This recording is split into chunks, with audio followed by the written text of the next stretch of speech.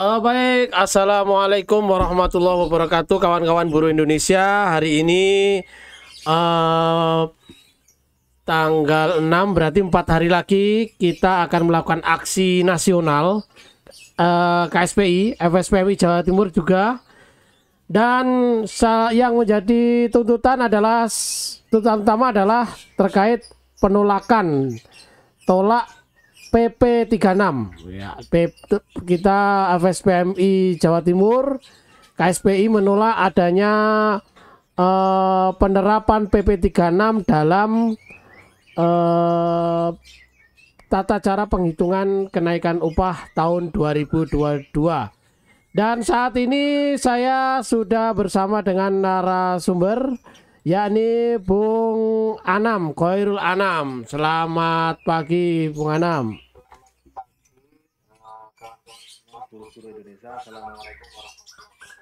Waalaikumsalam warahmatullahi wabarakatuh. Baik, mungkin bisa langsung saja, Bung Anam, bisa dijelaskan kenapa sih kita harus menolak, kenapa SPMI nolak PP 36 2021 terkait pengupahan ini? Monggo. Ya, terima kasih.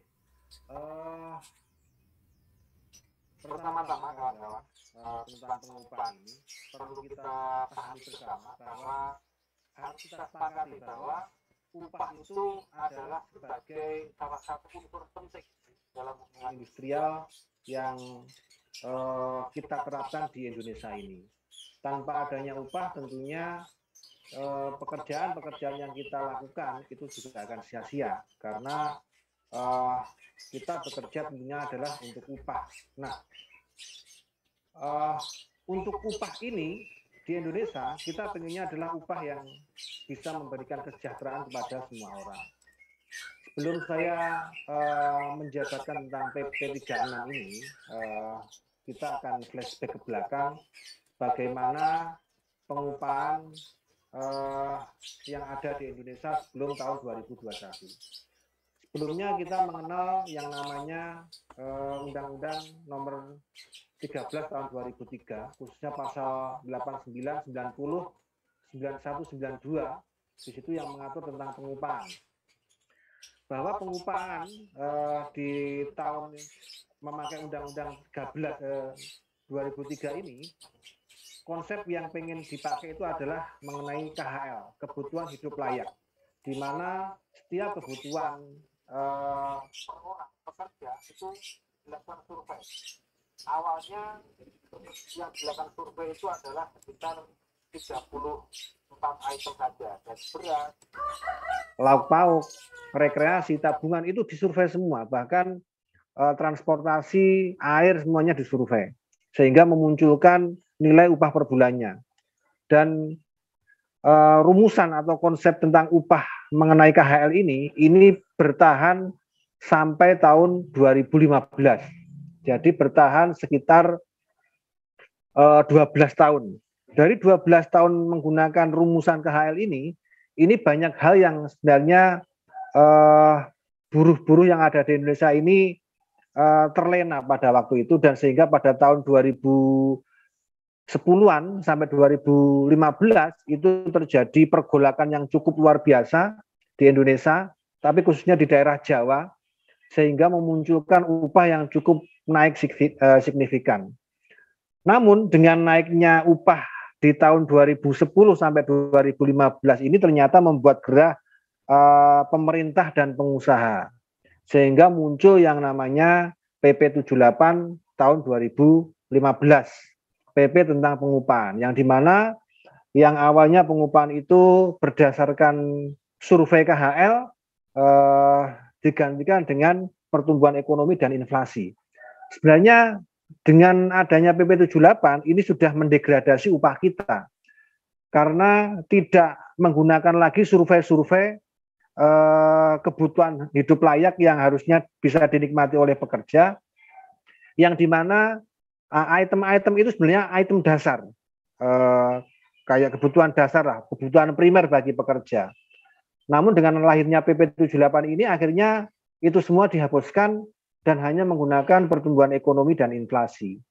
Tetapi ternyata pertumbuhan dan inflasi ini masih dianggap terlalu tinggi oleh pemerintah dan pengusaha karena kenaikannya masih bisa di atas 8%.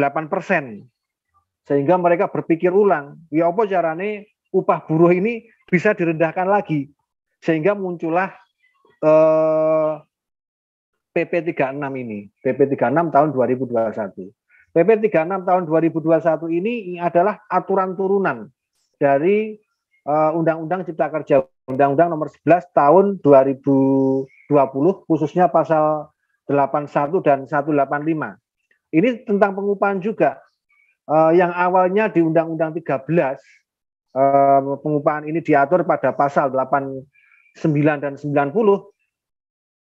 Dua pasal itu dihapus sehingga diganti dengan pasal 88. Nah, dengan dihapusnya pasal 89 dan 90 di Undang-Undang 13 ini, sehingga upah yang akan ditetapkan di PP 36 ini akan hanya ada dua, yaitu UMP dan UMK. Nah, ini yang sebenarnya membuat kita menjadi semakin buruh-buruh di Indonesia menjadi semakin merana. Merananya kenapa? Karena di PP 36 itu banyak sekali pasal-pasal atau pager-pager yang dipasang oleh pemerintah supaya upah buruh ini tidak bisa naik secara signifikan.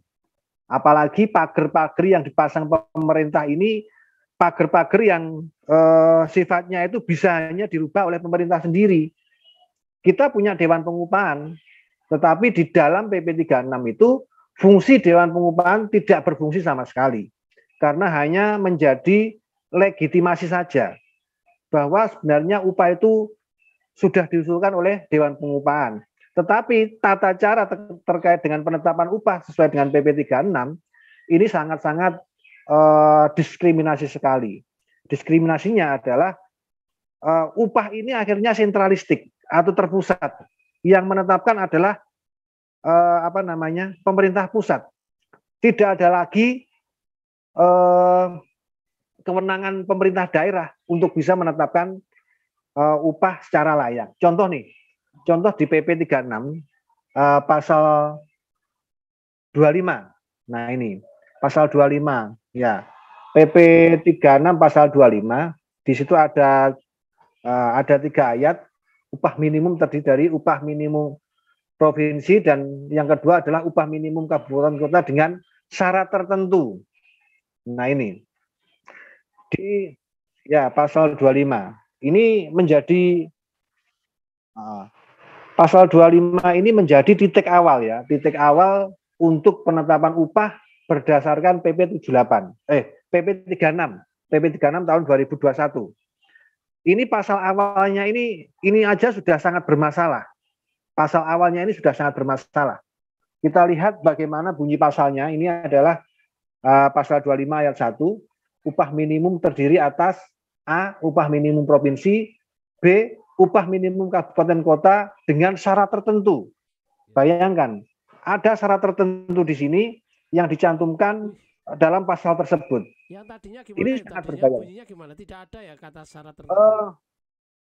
Di pasal 89 Undang-Undang 13 tahun 2003, di situ disebutkan bahwa upah itu terdiri dari 3. Upah minimum terdiri dari 3 unsur atau 3 bagian. Yang pertama adalah UMP, yang kedua adalah UMK, dan yang kemudian adalah UMSK, upah minimum sektoral. Nah, tapi di PP 36 ini upah minimum sektoral dihilangkan, terus kemudian upah minimum kabupaten kota ini dengan syarat tertentu.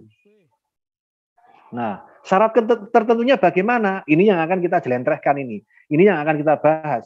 Bagaimana niat jahat dari pemerintah ini sangat terlihat sekali dalam PP 36 ini. Ini saya tidak menjelekkan pemerintah nih, tapi ini memang tidak ada niat baik dari pemerintah untuk bisa mengangkat derajat hidup buruh-buruh di Indonesia ini. Bayangkan upah kita saat ini harus untuk naik itu harus ada syarat-syarat tertentunya. Sedangkan syarat-syarat ini yang harus kita lampaui ini sangat berat sekali. Ini pasal 2-nya, ayat 2-nya. Upah minimum sebagaimana dimaksud pada ayat 1 ditetapkan berdasarkan kondisi ekonomi dan ketenagakerjaan. Yang ini sifatnya sangat luas, kondisi ekonomi dan ketenagakerjaan ini sifatnya sangat luas, tidak spesifik. Nah, nanti akan diatur spesifik pada ayat-ayat pasal-pasal berikutnya yang lebih ngeri lagi. Nah, terus kemudian di ayat 3-nya syarat tertentu sebagaimana dimaksud pada ayat 1 huruf B meliputi pertumbuhan ekonomi daerah atau inflasi pada kabupaten kota yang bersangkutan. Ini nanti akan bertentangan lagi.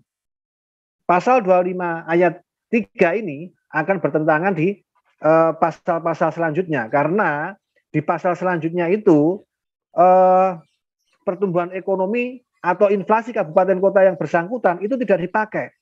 Yang dipakai adalah pertumbuhan ekonomi dan inflasi provinsi daerah masing-masing. Ya, ini menjadi bertolak belakang dengan apa yang pengen kita bahas untuk hari ini. Terus kemudian kawan-kawan, di ayat 4-nya di masih pasal 25, nah ini kondisi ekonomi dan ketenagakerjaan sebagaimana dimaksud pada ayat 2 meliputi variabel paritas daya beli atau biasanya disebut dengan PPP, Purchasing Power Parity, terus kemudian tingkat penyerapan tenaga kerja dan median upah. Ini saya nggak tahu ini kenapa dicantumkan juga variabel-variabel ini. Ini kita sangat belum paham sekali. Terus kemudian di ayat 5-nya ini tambah lebih ngeri lagi. Data pertumbuhan ekonomi, inflasi, paritas daya beli, tingkat penyerapan tenaga kerja dan median upah bersumber dari lembaga yang berwenang di bidang statistik. Nah, ini yang menjadi persoalan kawan-kawan. Bahwa variabel-variabel yang ditetapkan oleh pemerintah untuk kenaikan upah, variabelnya terpusat hanya di bidang statistik. Terus apa gunanya Dewan Pengupahan? Nah, ini kita tanya, kenapa dibentuk Dewan Pengupahan?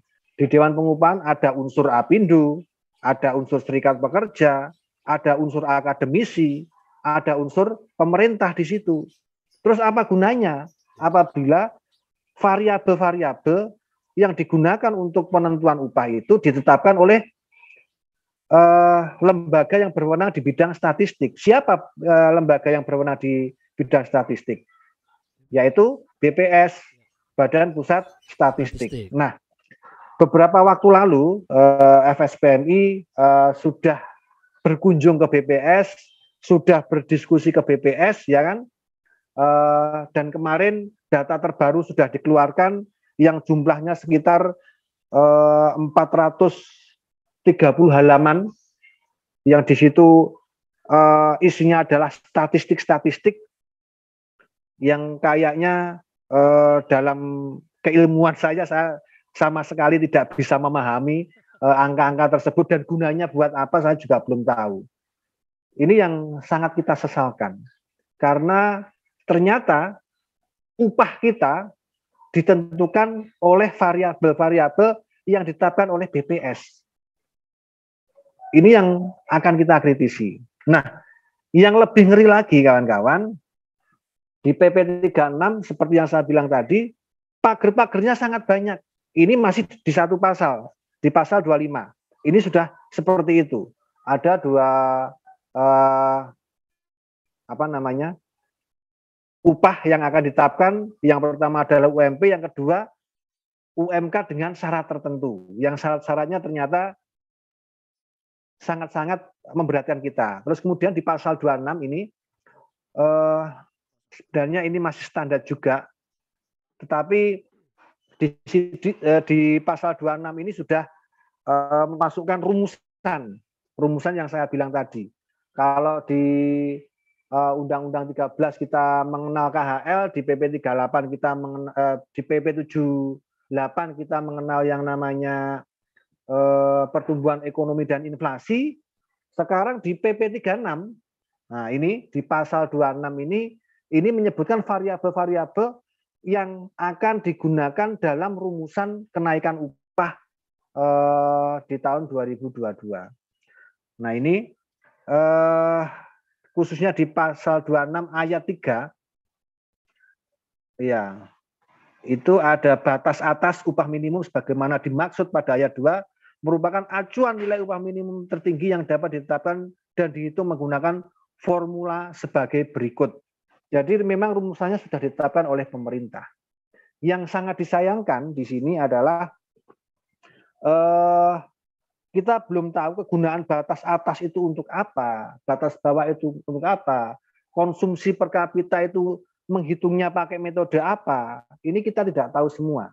Dan bagaimana cara menghitungnya, ini kita tidak pernah tahu, karena kita selaku stakeholder yang akan merasakan upahnya nanti, itu tidak pernah dilibatkan sama sekali. Tahu-tahu rumusan sudah ada, terus data-data PBS sudah ada, dan itu langsung dimasukkan rumusan. Sehingga perhitungan dari kawan-kawan kemarin, apabila rumusan itu digunakan, maka upah tahun 2022 khususnya untuk ring 1 tidak akan naik atau bahkan cenderung turun. Bayangkan, cenderung turun kawan-kawan. Ini cenderung turun. Nah, turunnya sampai kapan? Nah, ini. Apakah di tahun 2003 nanti 2023 upah kita bisa naik apabila ekonominya membaik? Saya rasa tidak akan naik apabila yang digunakan variabelnya adalah tetap menjadi konsumsi per kapita yang kalau kita lihat dari tahun ke tahun itu konsumsi per kapitanya ya hanya kisaran antara 1.500.000 sampai 1.700.000. Nggak ada kenaikan yang signifikan. Ini akan menjadi persoalan besar bagi pengupahan yang ada di Indonesia. Apabila nanti rumusan ini tetap digunakan, maka upah saat ini, upah yang kita banggakan, yang masih di kisaran 4.500.000 ini tidak akan pernah bisa naik, khususnya untuk daerah Jawa Timur. Kalau UMP, nah ini yang sebenarnya juga harus menjadi perhatian penting dari kita semua kawan-kawan. Di daerah lain, itu UMP itu sudah cukup tinggi. Kita kalau bicara UMP, maka Jawa Timur itu UMP-nya adalah terendah nomor 3 di Indonesia. Yang pertama ada di Jawa Tengah, yang kedua ada di Jawa Barat, dan yang ketiga ada di Jawa Timur. Bayang, Jawa Timur ini UMP-nya nomor 3 terendah di Indonesia. Kalah dengan NTT, kalah dengan Sumatera, dan yang lainnya. Karena memang sudah salah dari awal. Pengupahan kita itu sudah salah dari awal. Nah, di daerah lain mungkin ketika penetapan UMP, itu masih ada kemungkinan untuk adanya kenaikan. Tetapi bagi daerah-daerah seperti Jawa Barat, Jawa Tengah, Jawa Timur yang mempunyai upah minimum kabupaten dengan menggunakan rumusan seperti ini akan menjadi blunder bagi pemerintah. Blunder ini. Nah, kita lanjut kawan-kawan. Langsung ke pasal 26. 26 ini murni adalah rumusan yang akan dipakai pemerintah untuk menetapkan upah tahun 2022. Di situ sangat detail sekali bagaimana cara menghitungnya. Nah, itu dipatok di pasal 26 ini, di pasal 26 itu. Dewan Pengupahan tidak akan bisa ngutik-ngutik lagi. Tidak diberi kewenangan. Kita tidak bisa mengintervensi BPS. Kita tidak bisa membuat survei-survei tandingan. Karena di pasal 26 ayat 8-nya data sebagaimana dimaksud pada ayat 6 dan ayat 7 bersumber dari lembaga yang berwenang di bidang statistik. Dan sekali lagi pertanyaannya adalah, geopo kita punya Dewan Pengupahan? Kalau data-data yang diambil itu adalah data dari BPS. Sedangkan BPS itu kita tidak tahu bagaimana cara metode pengambilan samplingnya.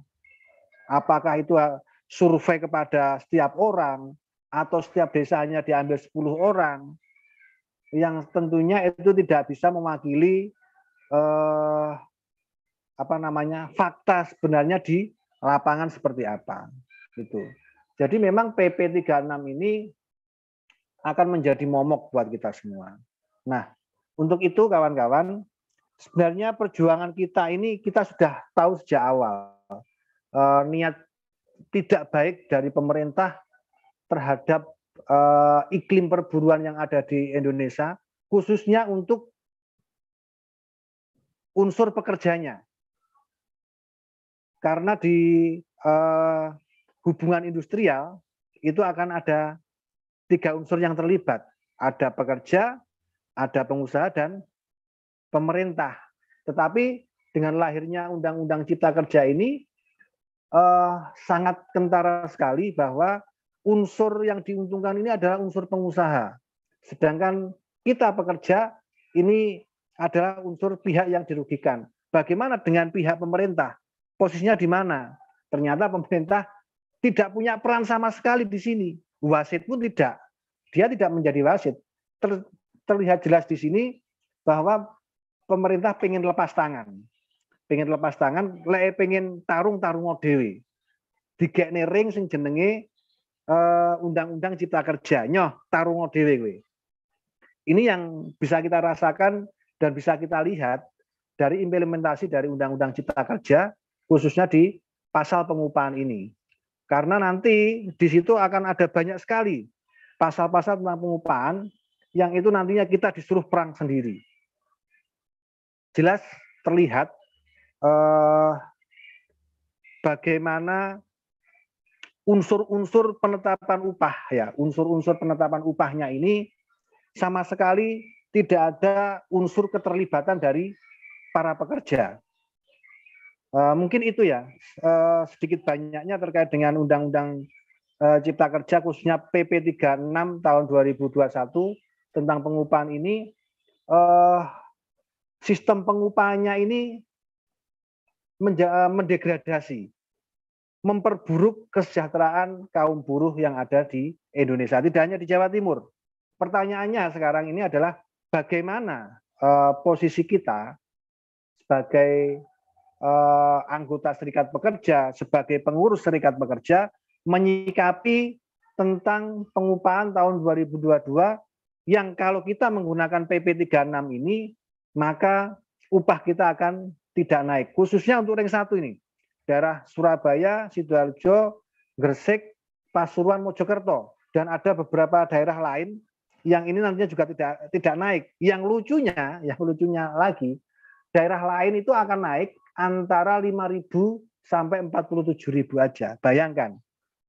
Bayangkan ini sangat lucu sekali. Jadi memang pemerintah ini yang katanya memiliki staf pinter-pinter dan yang lainnya ternyata memang pinter ngakali pekerja-pekerja yang ada di Indonesia. Sungguh kasihan sekali.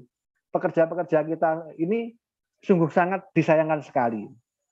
Di Undang-Undang 13 saja yang itu kita anggap masih belum sempurna, kita anggap belum sempurna, itu saja belum bisa dilaksanakan secara murni dan konsekuen.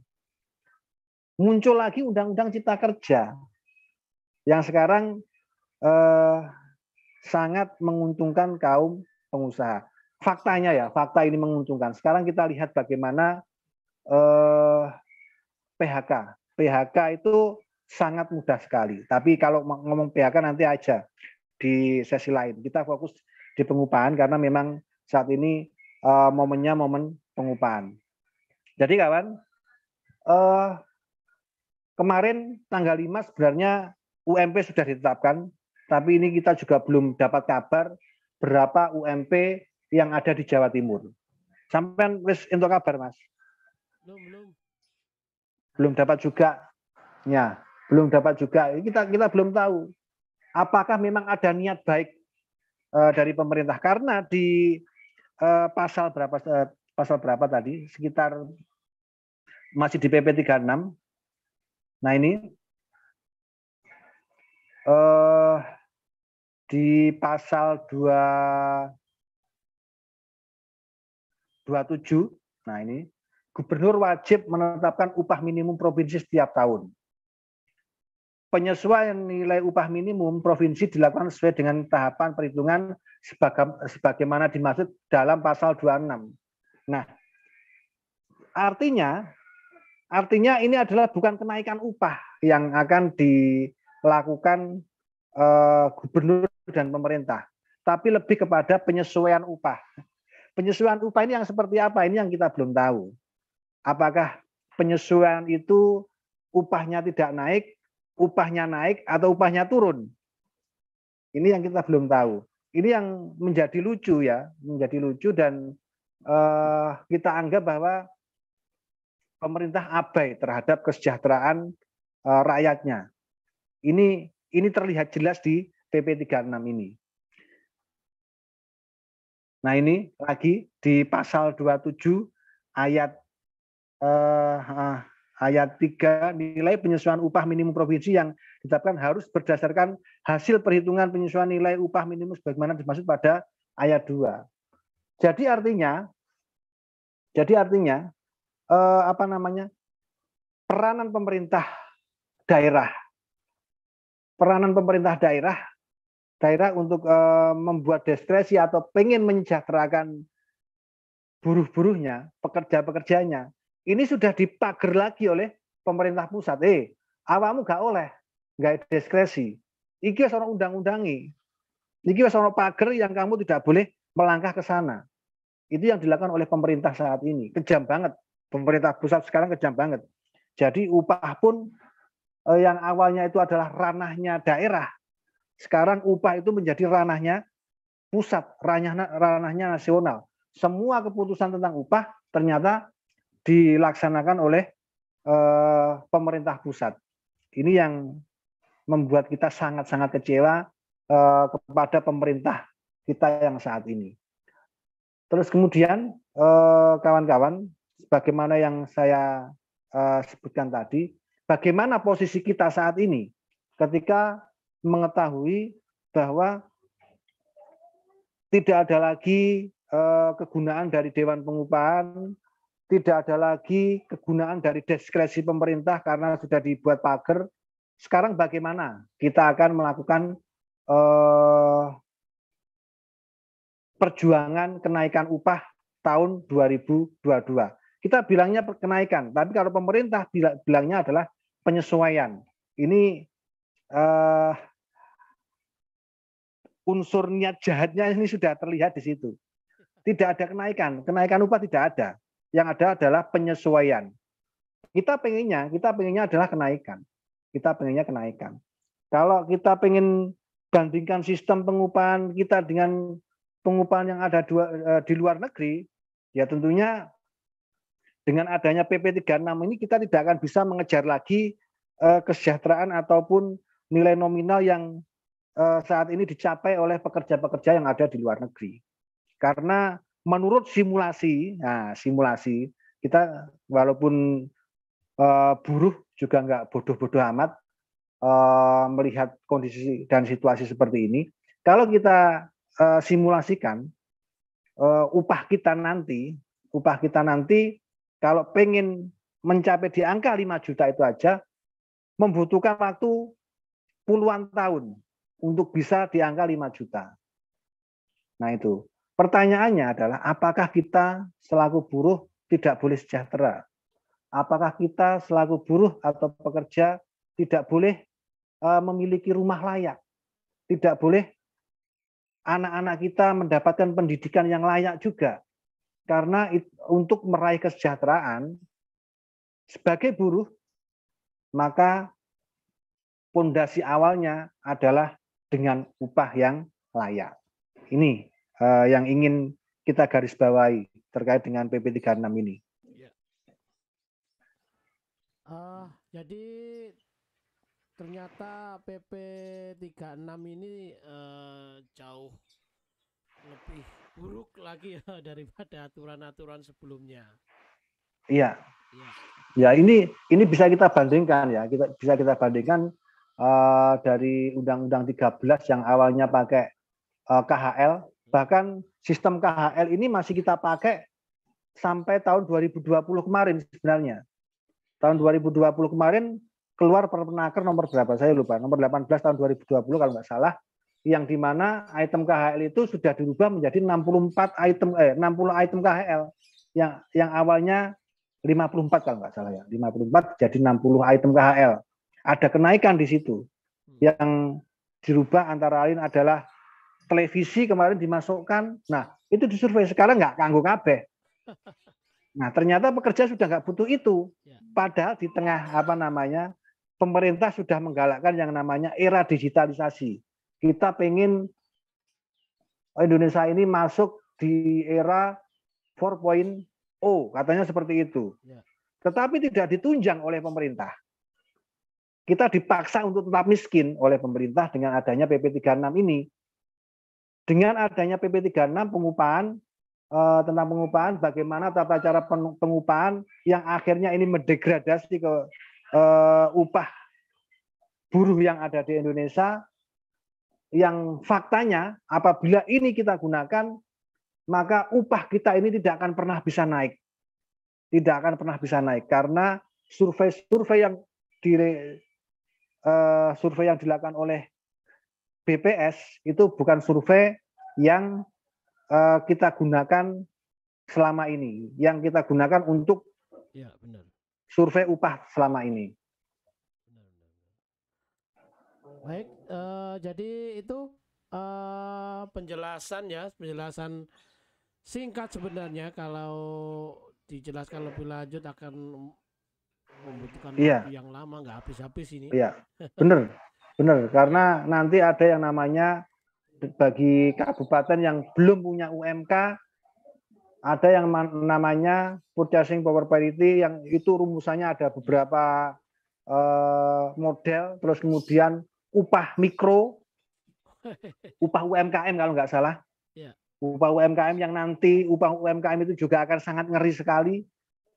Terus kemudian masih banyak lagi terkait dengan pengupahan ini yang saya bilang adalah pagar-pagar dari pemerintah supaya upah buruh di Indonesia itu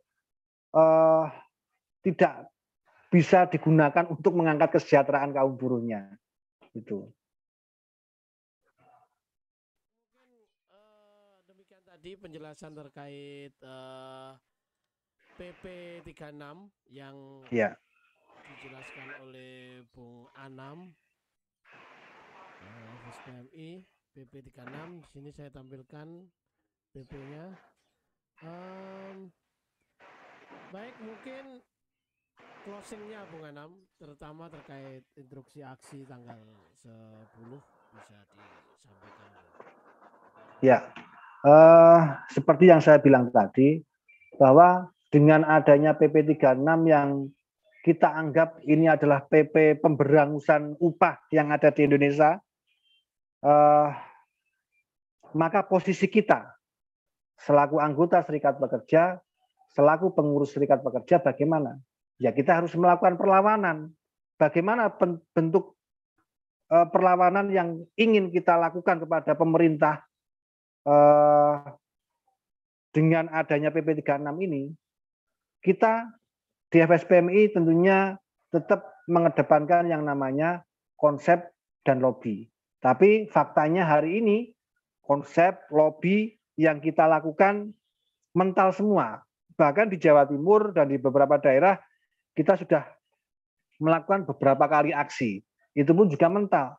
Tapi kawan, jangan pernah berputus asa, jangan pernah berkecil hati terkait dengan perjuangan yang sudah kita lakukan ini, karena perjuangan tentang pengupahan ini tidak akan membuat kita menjadi sengsara. Perjuangan tentang kenaikan upah ini adalah perjuangan kita untuk keluarga kita, bukan untuk yang lain. Buat keluarga kita, apabila upah naik, maka keluarga kita yang akan merasakan.